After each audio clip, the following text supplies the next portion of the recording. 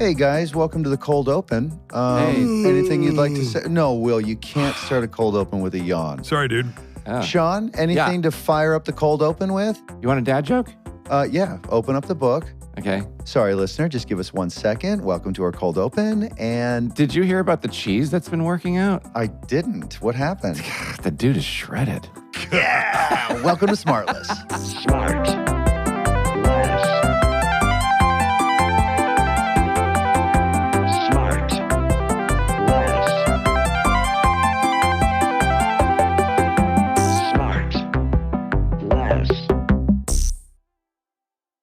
Hello, my name is Jason. Hi, My name Jason. is Sean.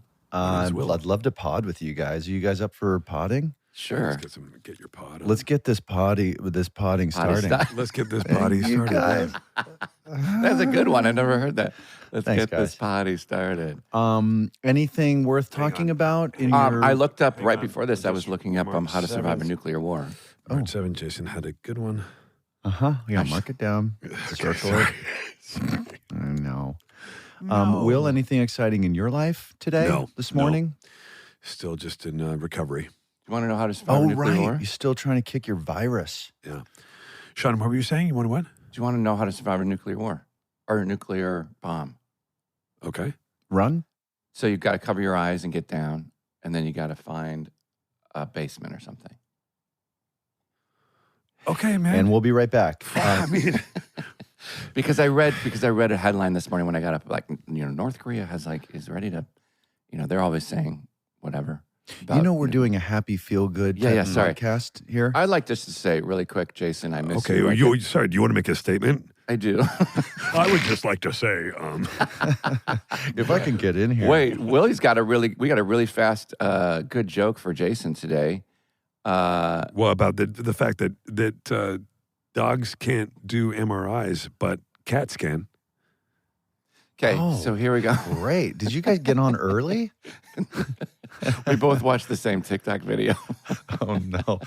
I don't have the TikTok. Anyway, Sean's got a few written down. Go ahead, Sean. He wrote No, them I down. got- By the way, he went back and he wrote them down. Go ahead, Sean. I know. You want to hear another one?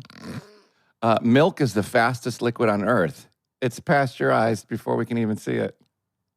Not bad. Okay. Guys, let's- Anything else you want to help No, the people driving to finish off their car accident with? No, because they're going to get super excited about our guest today. Uh-oh. And now listen, I love when we get a true living legend on this podcast. My guest today served our country in the Air Force, became a renowned jazz musician, and then eventually moved to Hollywood to work on some of the biggest films in motion picture history. I'm sure you're going to guess who it is right away. He is the single most Academy Award nominated living person. And after Walt Disney, he's the second most nominated person of all time. Anyone in the world from all walks of life could hum his work. Guys, it's the illustrious, incomparable, one of my heroes, John Williams. Williams. Got it. No Yes, way. incredible. Wow. Look at this. Wow. Good day, sir. This is so cool. Unbelievable. Hi, John. Hello, gentlemen. How I just are saw you pictures today? of pictures of all three of you, Yeah. and you looked healthy to me, like 3 NFL players on their day off. I don't know. That's stretching it. So, Sean, how is it possible you could play Oscar Levant? Well, Yeah, I don't know. it shocked us too. Because I don't look anything like him, I know. No, I know. But I worked on all the things an actor should work on, the Did you voice, the walk, this thing. research a lot of things?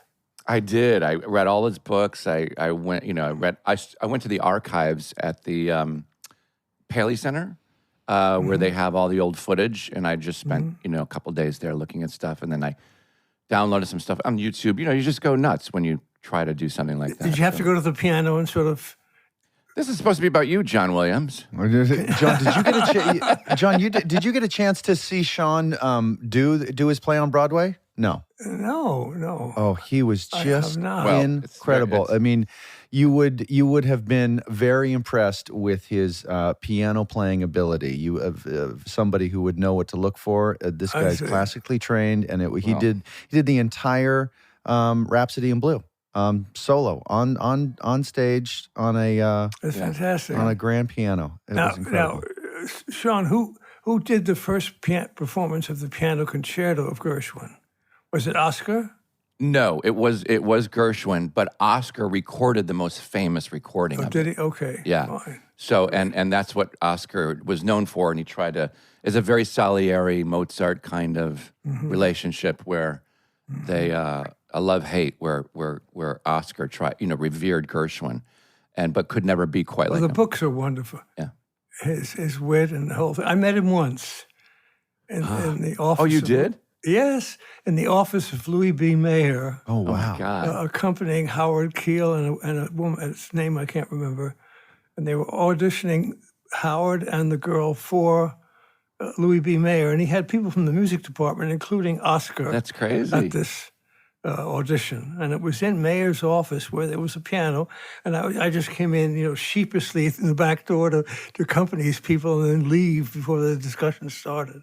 Really? I've always adored Oscar Levant. Yeah, That's fantastic. he's He great. was a student of Schoenberg. Did you know that? Wow. You were? Wow. Wow. Oscar was. Oh, yeah, he was a very serious Well, Oscar musician. was. You said you were? No, Mike. I'm Oh, much Oscar too- was. Yes, much that- too I old knew for that. Yeah. Now, but how can I help you guys? What on earth can I possibly give You've you? already done plenty by agreeing to do John, this. Yeah, John, you just tipped the fact that you said that you were in Louis B. Mayer's office, which is such a mind blow. Yeah. This is, by the way, I'm Will. It's such a pleasure to meet you. For Tracy, he was a big a studio head, like mogul. Film executive, yeah. What were those days like? What were the people, these old sort of iconic studio heads like, guys like Louis B. Mayer? What was your experience with gentlemen like that back in the day? Well, of course, I really didn't have contact or access to them. I did have a relationship with Lou Wasserman, actually, but he was of a younger generation than the Warner Brothers. Jack Warner, I used to go to the previews of the Warner Brothers films that I did, and Jack Warner always went to those. And I met him 3 or 4 times at those previews, and he knew I had something to do with music. I never knew my name, so he referred to me as Beethoven. At the end of the preview, he would say, Beethoven, far off. we need a little more music in Reel 5. And I'd just say, yes, sir, we'll do that. But the other moguls, I'm afraid, were a generation beyond me. But what I would say about them, I think, is they were all ideologues in a way. Early motion picture entrepreneurs, probably a little, when I say ideologues, they were probably a little bit naive in their approach to the world. Yeah. Were they as showmany and as gregarious as they're portrayed in the movies, as these guys smoking big cigars and screaming out orders and stuff like that? I think businessmen more than anything. From Eastern Europe, from Brooklyn, from across the country to Hollywood, and really creating from the ground up the business that has been so wonderful all through the last century. Now, of course, threatened by all kinds of forces, technology of all kinds, and worldwide production of film that not eclipses Hollywood, but it puts it in a different kind of a frame of lighting and creativity. What John? What would you say? That's an interesting point you made. What would you say, in your opinion, is the greatest threat to this wonderful film industry that has been around for so long now? What, in your view, right now is its most sort of imminent threat to what we've got? Well, probably the access and the easy availability to all manner of things on film and on whatever that is available at home. Right. And so the great, just to be flip about it, the great impediments might be said to be traffic jams and parking lots. Yeah. The thing of going to movies has become more difficult, Yeah. I think, for people, and the alternatives more easy to access. Yeah. But we lose something. I think there's the old movie theaters were kinds of sort of temples where people would gather. It was a communal connection. Once a week, you go to the movies, or twice a week, in this special atmosphere that had a spiritual vibe to it, and people would collect them there. It was almost like going to church in a way. Yeah. The proscenium, the beautiful theater, and so on. Yeah. And there was a magic in all of that, I think, that attracted people. And we don't have that anymore. Even in the newly constructed theaters have far less, they're utilitarian, of course, but far less imagination in the way the stages are constructed and so on. Right. I think in terms, I don't know if this is off the subject, but we think of the music of Bach 300 or 400 years ago. There were no concert halls. If you wanted to hear music, you had to go to church to hear an organ, to hear people sing. And that's where you received your music. You wanted to hear a Bach cantata, you heard it in church. You didn't, not in the concert hall. The concert hall is, in a way, constructed to ring the antiquarian bells, I guess you could say, of our collective memory that were gathered for something very, very special. And we listen to Beethoven in this atmosphere. Right. Or we go and we watch Cary Grant and Audrey Hepburn in that atmosphere. Oh, that's so interesting. I think all of the social changes and pragmatic aspects of all of this has changed so much that I think that spiritual aspect of the experience of seeing films is largely gone. A complex series of reasons for that. Yeah. But I think they... From a technological perspective, have you found that you've changed, wanted to change, resisted change, had to change the way in which you think about your scores, in that when people are watching at home, for the most part, they're not in the best sound environment possible. A lot of them are watching in stereo. Some have this sort of the surround button pressed on their television, but they're not getting the kind of experience audio wise that they get in a theater. And do you find that affects the way you think about creating a balance of instruments and where they would live in the channels?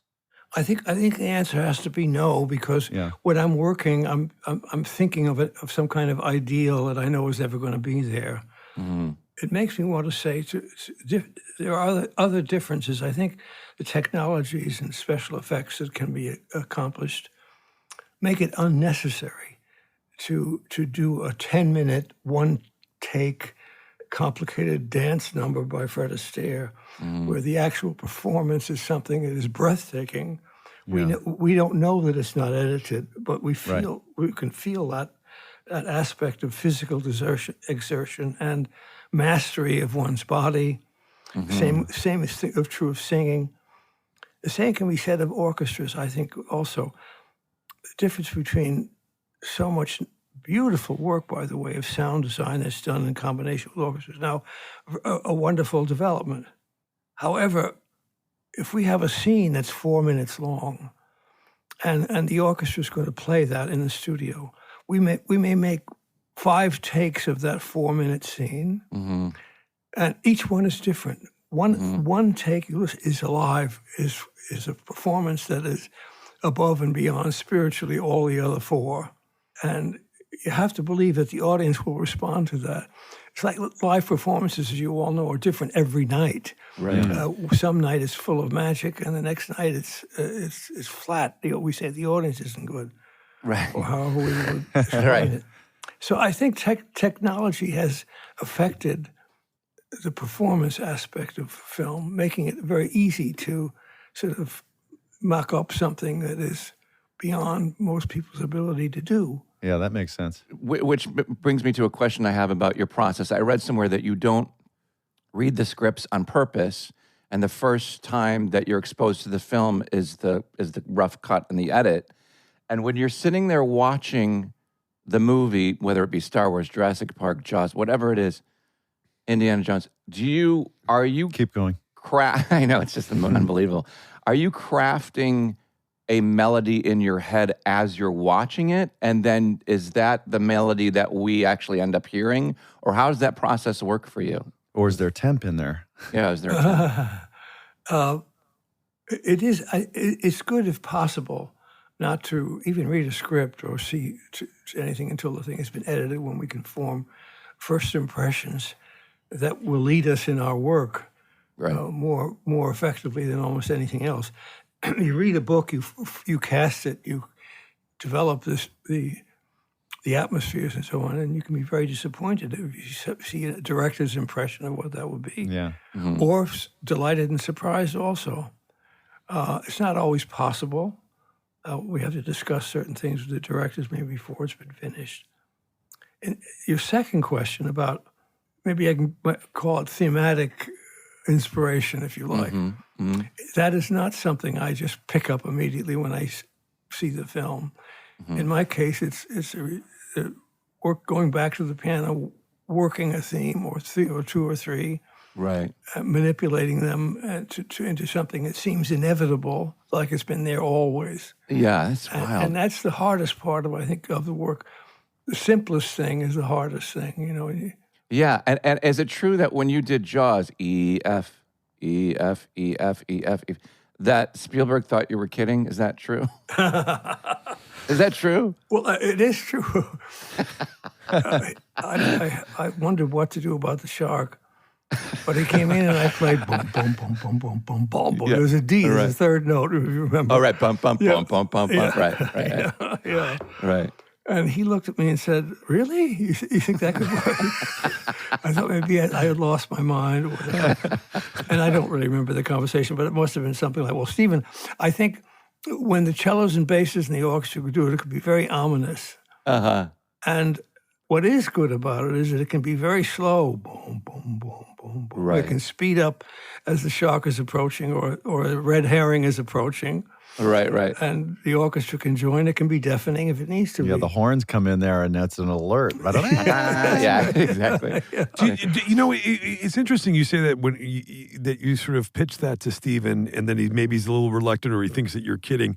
Do you notice, or have you noticed over the years, because it's such a collaborative experience working on a film, and when you're working with a director, have you noticed that maybe they didn't start with they didn't have such an appreciation of music in the same way that you do, and that they've learned, or have certain directors learned to become, that you've in fact educated them over the years, and that their sense of their sophistication when it comes to approaching music has gotten much better? Sorry, this is a poorly worded question, but after working for years with Steven, have you noticed that his ability to appreciate what you're doing has gotten more Collaborative. And sophisticated? Yeah. It's a tough one because there's so much variation in the training of these directors and the taste that they develop or don't develop, and their educations are all at a different level and from different angles and so on. If you talk about a Bartók violin concerto or something, most of them will not know what that is. Right.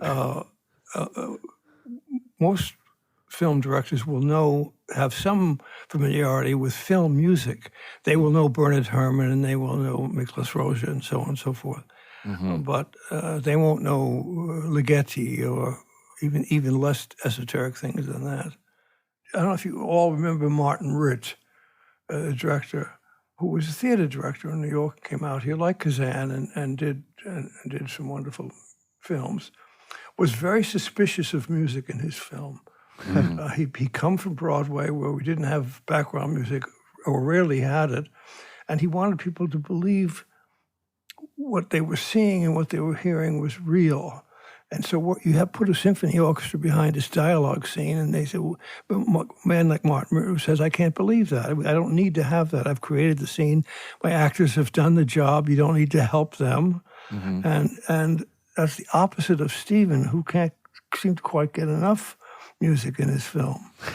So Right. different, good for me, by the way. Yeah, right. And a good partner for me. Was he? Go ahead. Sorry. No, I was, there's such variation there. But I think what people truly recognize is that it's true what Bernard Herrmann said. There's no such thing as a silent film. We go back when we had the silence, we had organ or we had an orchestra in the pit.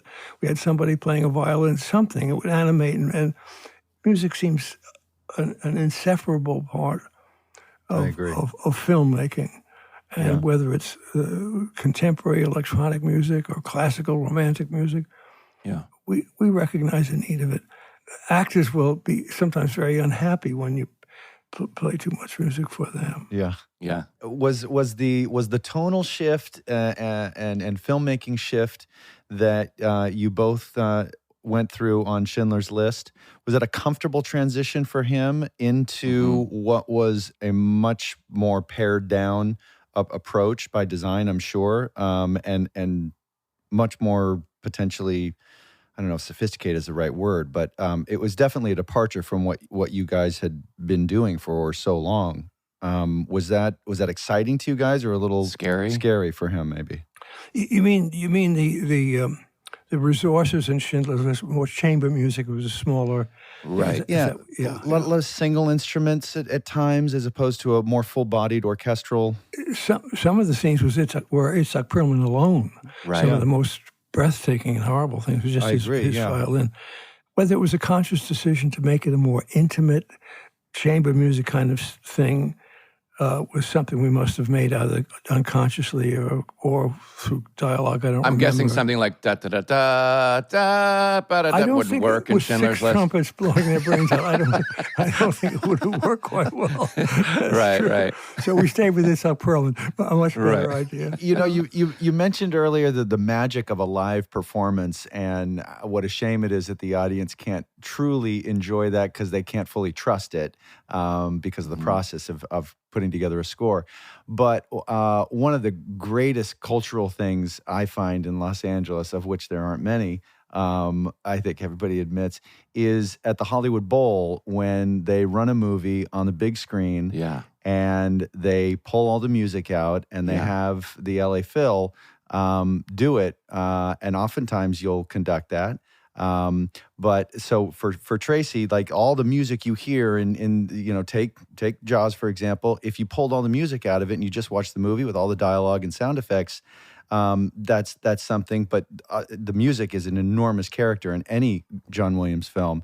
And so they just pull all that music out, and then they play it live with the entire the picture, the entire symphony, or the entire orchestra. Do you like doing that? I mean, for me, it's magic because it is that live performance. You're seeing it done, pristine, matched and to it feels picture. like if you miss one beat. There's energy too, right? Yeah, it's just stunning. I love it. I like doing it. Yes, it is fun. I also like not doing it. Meaning I can play the score for the audience in the theater or at the bowl without the film, without the distraction of the film, and I can describe to the audience. They're about to hear the kind of virtuosity they're going to hear in action scenes and so on, where the music is extremely difficult to play. It's a virtuoso level, which when you watch the film, you can't appreciate it. It's just too much distraction. Right. Yeah, that's so I can take it very happily both ways, with music, with film or without it. Yeah. Wait, talk about things that are difficult to play. We might have to cut this. But I try to get the end credits music to E.T., and you can't find it. It's not published anywhere. And so my husband, Scotty, scoured the internet. We finally got it. This is me playing the end, which is one of my favorite pieces, and it's so hard because you write very difficult music.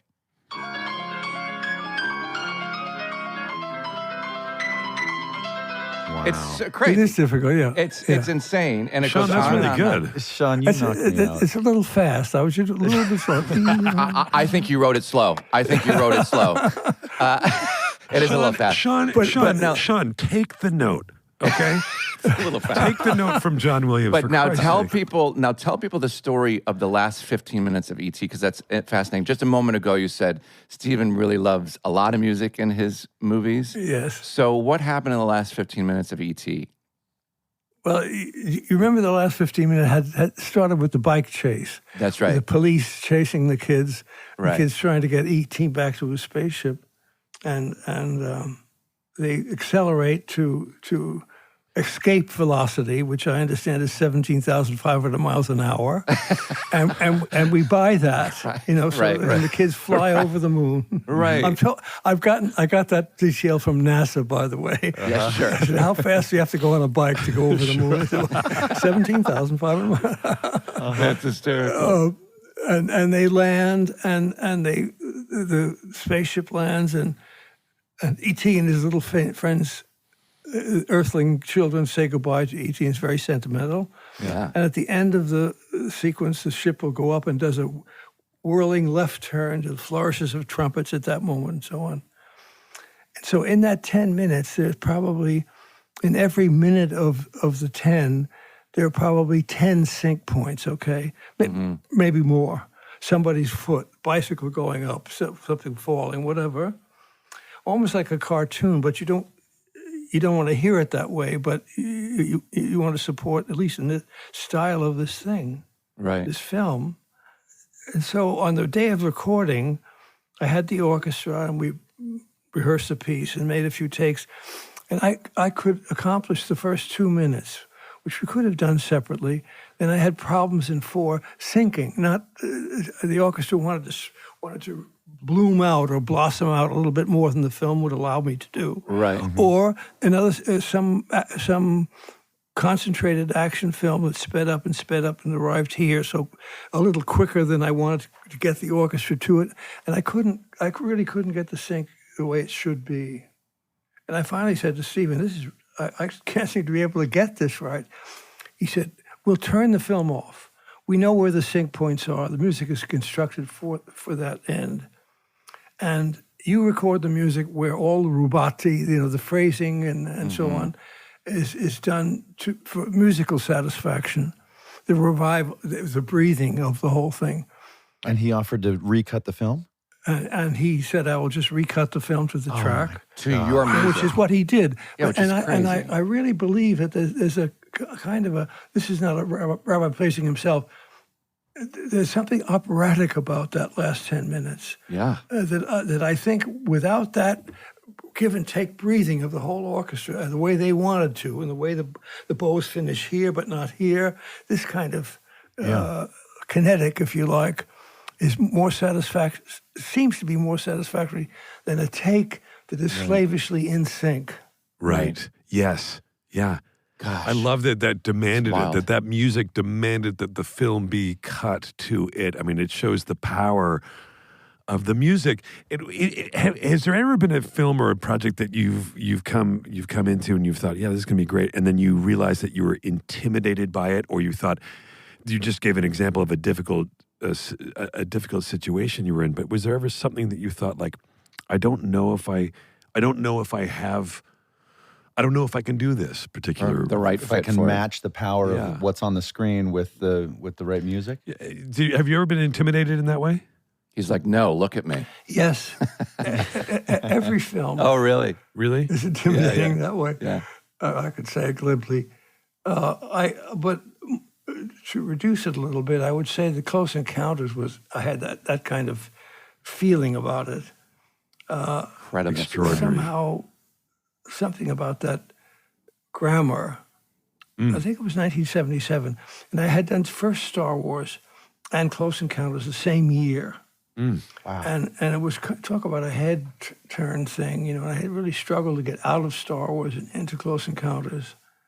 Talk about spiritual aspects that whole end of that film took us to a place, Yeah. a high place, and the orchestra had to.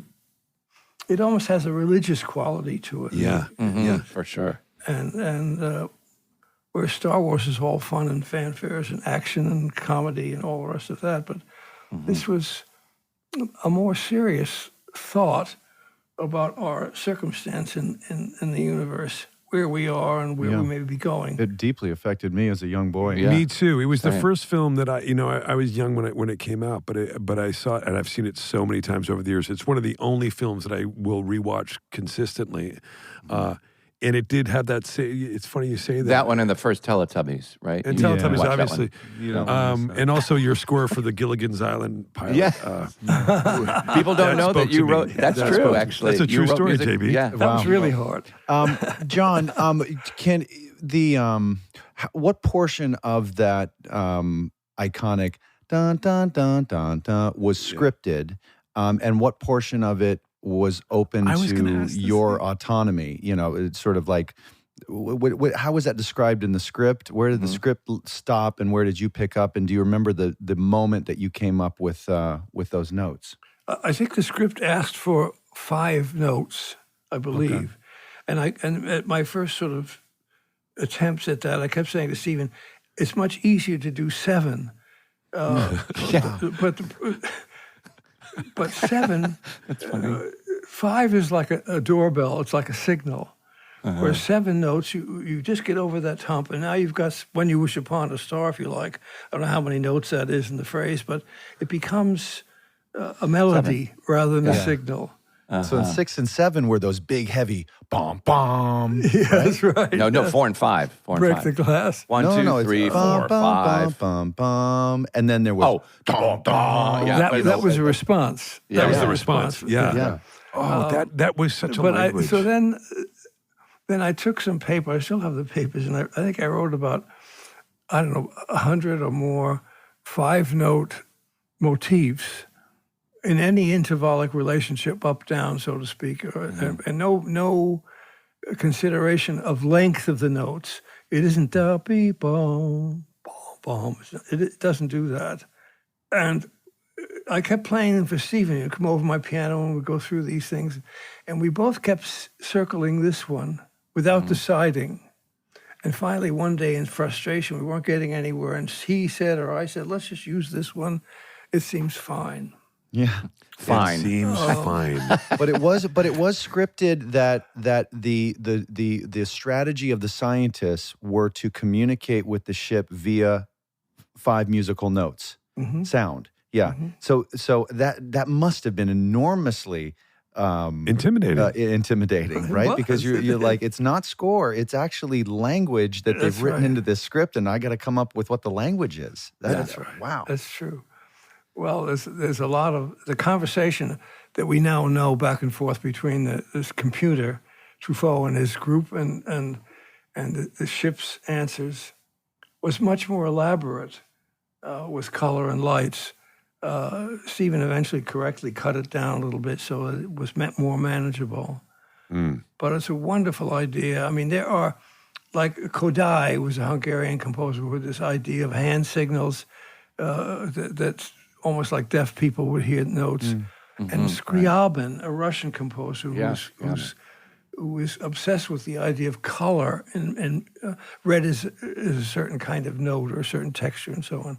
Right. So a lot of work had been done, and not really very scientific work at all, but It was so primary. It was like how you would maybe elect to communicate with a child that doesn't yet know language. That's what was so powerful and evergreen and universal about it. And then when the conversation gets going and they're getting into a conversation, I mean, John, that was just magic. How you just made that all blossom, and it just became like a celebration. Yeah, and it got incredible. all carried away. It was just incredible. it was all written out. I have it's all, and then put into a computer to produce it. But John, it's true. Like what Jason says is, and again, I'm sort of going back and doubling down on this, but the idea that Jay, that you, and Sean too, that we as young men, we were, still single digits. I was about 7 or 8 when I came out, but I understood that. Yeah. In a way that was meant to be understood, in a way that my parents I could understand it emotionally. What was was going on? Leaving Right. the theater with my mom in the parking lot, I said to her, "I want to be taken." Yeah. and it was, Same. and I was, I was serious. She said, "We did too. We wanted you to, and they gave you back." Yeah, Right? They wouldn't take you. you're a heard- return. He son. told me that just last week. One thing I would say at this point is that it's probably true that music is older than language, and that's deeply embedded in all of our structure, and you understood it not linguistically but musically or spiritually in some way. Yeah. John, all of your music, every single time, like we're talking, we see E.T. or Schindler's List or Raiders of the Lost Ark or whatever Star it is. Wars. Keep Star going, Wars. sorry. Star Wars. Star Wars 4, 5, 6, incredible. Star Wars 7, 8, 9. Evokes emotion, right? A very deep emotion. Is there a piece of music that you've written or another composer has written that to this day affects you emotionally every single time, like your music does to me and us? Oh, that's so difficult. Beethoven Ninth, Ode to Yeah. Joy. Yeah. I'd start there, I guess. Yeah. One thing I wanted to add about the 5-note signal, Oh, yeah. which is an after the fact rationalization, but you have what is re do do do sol, okay? Re do do, that's the tonic note. Do, again the tonic note down, and sol. Sol in music, which is the 5th degree, is an equivalent in language to a conjunctive but or and. So if I say da da da boom boom, that's not over with. Right. If I do da da da boom boom, that's Yeah. that's 5-1. That's Da da da da. So you're soliciting a response. Right. da da da da da da. Would be the end. Would be a But period. what this does is da da da maybe. Yeah. Yeah. It's It's really interesting. Yeah. You're asking for a response from the ship. It's what you remembered as a child somehow that you know it's not a sentence. It's part of a sentence. It's an ellipses, yeah. But it's not a complete sentence. I think once you realize that, there's great power in the fact that it doesn't settle. Yeah, it's No, that makes a lot of sense. You can almost it's a musical version of a hand being left out. An olive branch. Reaching for someone. Yeah, like come back to me or grab this. Let's unite. It absolutely works, and you don't need to think about it. Yeah. It does that for us. Yeah, that came across. Yeah. John, I have a question from my husband, Scotty, who is a self-proclaimed expert on just about everything you've ever composed and or recorded. It's true. It's totally true. He says, this is from Scotty, there's been a long-standing rumor over many years that you played piano for the soundtrack recording sessions for the film version of West Side Story. Is that true? Yes. So that's you on the album playing piano. Yes. That's crazy. wow. That is crazy. I played that in the pit a long time ago, and it's really, really hard. Yeah, it is. Yeah. Like especially the prologue is just all over the place. Especially at a dinner theater, it was tough because you get mashed potatoes thrown at you. Wait, John, it is true. Well, I think a lot of Lenny's music was awkward. Frankly, you've played it, so you know that why and how that is said. But it's a lot of part of the animated energy that he left in his music. Yeah, for sure. John, when you first started, first of all, you grew up in. Tell me where you grew up again, Brooklyn or where? Yeah, Queens, Long Island. Queens. Yeah. And then when you studied jazz as a kid, did you always know that? Like, when did the love of film composing come in? Like, did you always want to do that, or were you happy being a musician on Broadway and theaters and gigs? I never, frankly, planned to develop as a film composer at all. My father was, one of the things that he did in his professional life as a musician was to play in Hollywood studio orchestras. Okay. And so as a teenager, and I was a serious piano student, I really wanted to be a concert pianist. He took me to recording sessions there in the studio, and I became fascinated by what people were doing to score the films, how it was orchestrated, written, and so on. Wow. And eventually, my job was playing piano in those orchestras. You mentioned that I played in West Side Story. I also played way back Some Like It Hot. Do you remember that? Yeah. That was you playing in the movie? Yes, I played on that. And The Apartment. Do you remember The Apartment? Yes. Sure. Yes. Yeah, Promises is based on The Apartment. And Fred Astaire and Audrey Hepburn in Funny Face. So my introduction to writing for film was through the influence of older colleagues for whom I played the piano. And they said, can you orchestrate? And I said, yes. Well, here's a piece for next Tuesday. Orchestrate this for me, which I did. And then just at that point in my development, television became very, very popular. And I did a lot of television, Alcoa Theater and Chrysler Theater, and all those things. And as Will said, Gilligan's Island. It's crazy that you wrote music for that. And were you happy to move away from television again, or did you like that? It must be such a faster process, of course. Time-wise, must have It been was more. such a slow, unplanned process, I must say. Really? Moving from television to feature films. I think at that time in my life, it was wonderful because I had so much more time to work on the feature film. Television show, if you did Alcoa Theater, for example, it was an hour show, which you would have to write it within a week, 25 minutes of music or so, orchestrate it and conduct it. Wow. And so that was hard. Yeah. You do a feature film, may have 25 or 30 minutes of music, but you have 6 weeks to do it, and a higher fee and a better orchestra and so forth. So it was a gradual step up that was evolutionary rather than anything planned. And is it true you can play 6 instruments? I read piano, bassoon, clarinet, cello, trombone, and trumpet. Is that right? It's incorrect on all counts. Thank you. Thank you. I tried to play all of them. Yeah. I spent time with piano, of course. Yeah. One of the things I love so much about listening to classical music is that it is the closest thing we have to a time machine, because reading that music, playing that music note for note verbatim is exactly how they heard it, save the conductor adjusting time or pacing or whatever, is exactly what they heard 200, 300, 400, 500 years ago. That was those were their rock concerts. That was, and so when you're sitting there, you're listening to one of these orchestras play one of these pieces of music. It's as close to the exact experience people in the past had, and anything we can do, I think. It's a very unifying thing. Yeah. One of the things that draws our humanity, conceals it. I think what you say about listening presents something very hopeful, I think, about music. We mentioned before that it's not language, it's something general. It may be in the end that Bernstein was right, that it is international. It goes beyond language. We're talking about the divisions of the octave and fifth, and the fifth being the conjunctive. It's something that I think we can place a little hope in. That it's something we all may share at an intellectual level that isn't particularly linguistic. Yeah. Is there a piece of music that you've written? And now I'm going to get into the sort of the regrets. Do you have something that you've listened to and you go, I wish I had just done it like this, like that you've driven home from recording? You've just scored a thing that we all are really familiar with.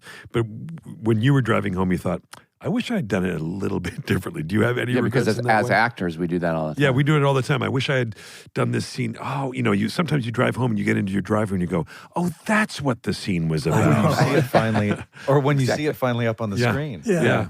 We all do it. We all do that. It's absolutely wish that could be better, or a change of note or phrase or whatever, timing. Yeah. Absolutely.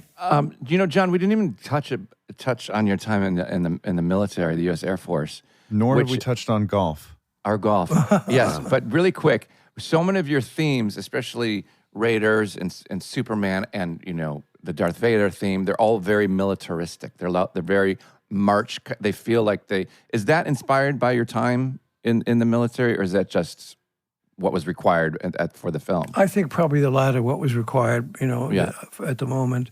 Yeah.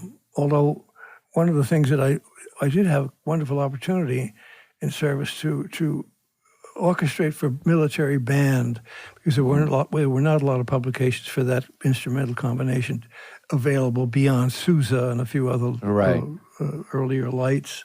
Were they any good, those bands? Oh, yes. Well, presently, our military bands, the Marines and Army in Washington, are superb. The Marine band in Washington, there's a brass section that is equivalent to the Chicago Symphony. I mean, it's not an exaggeration to say. Wow, It's that's absolutely cool. Fantastic.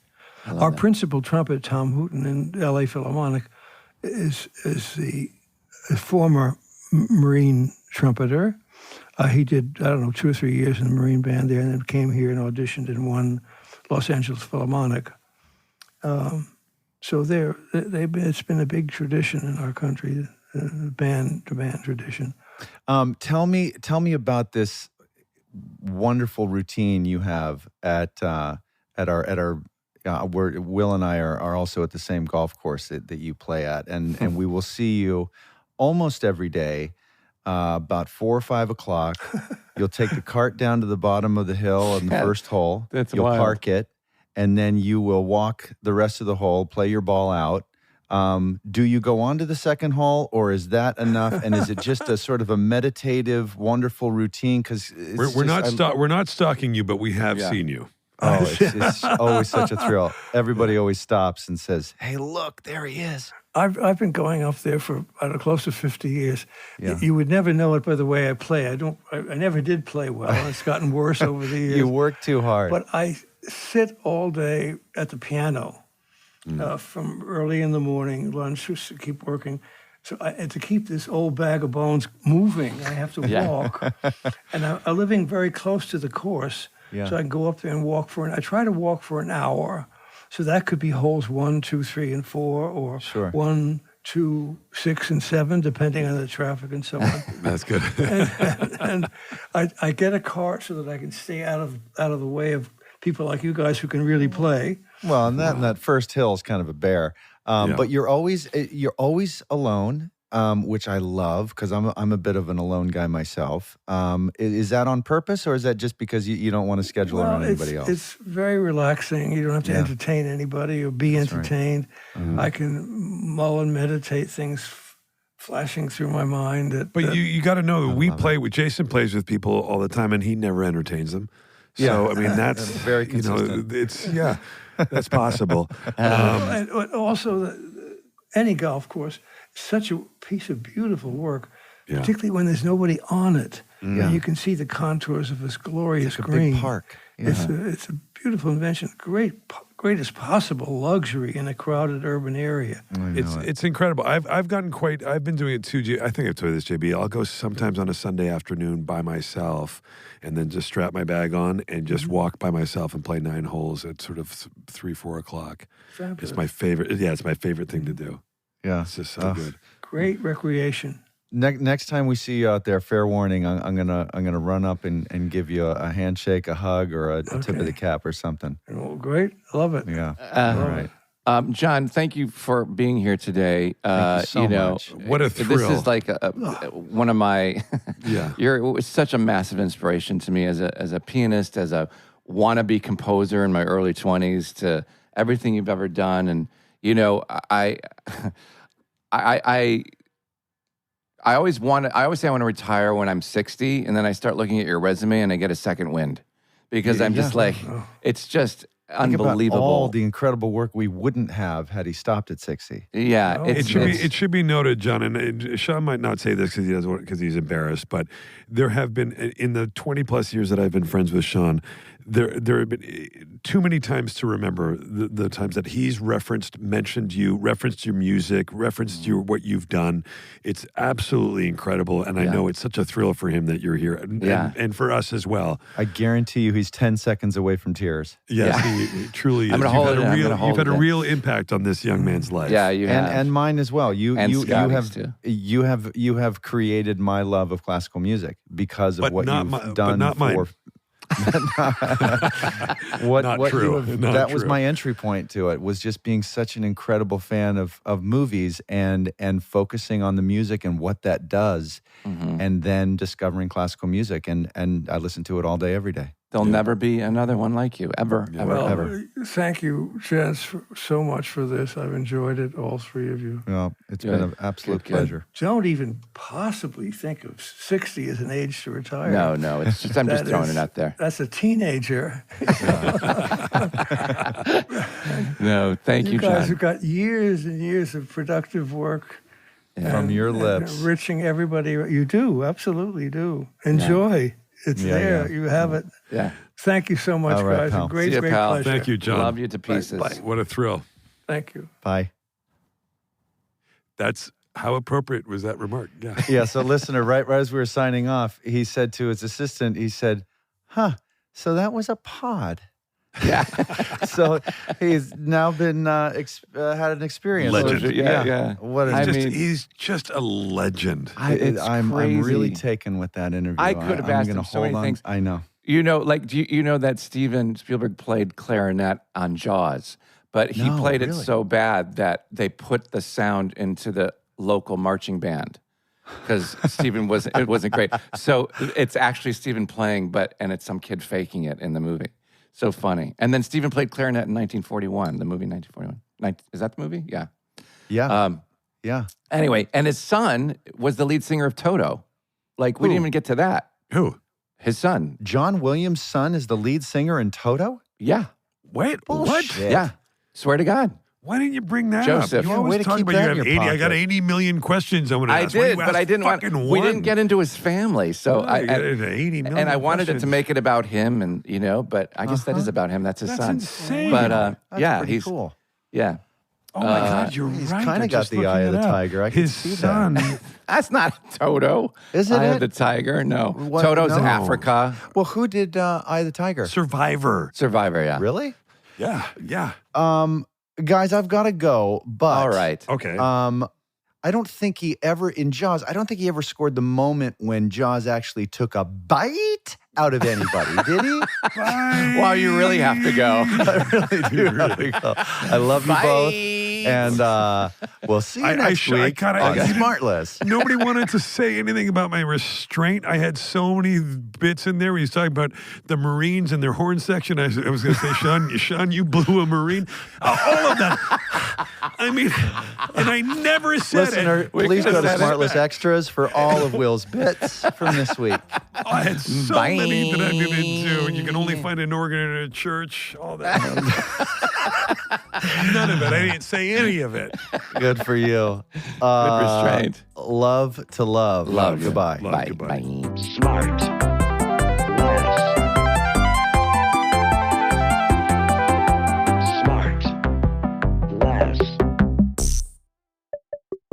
SmartLess is 100% organic and artisanally handcrafted by Bennett Barbaco, Michael Grant Terry, and Rob Armjarf. Smart. Less.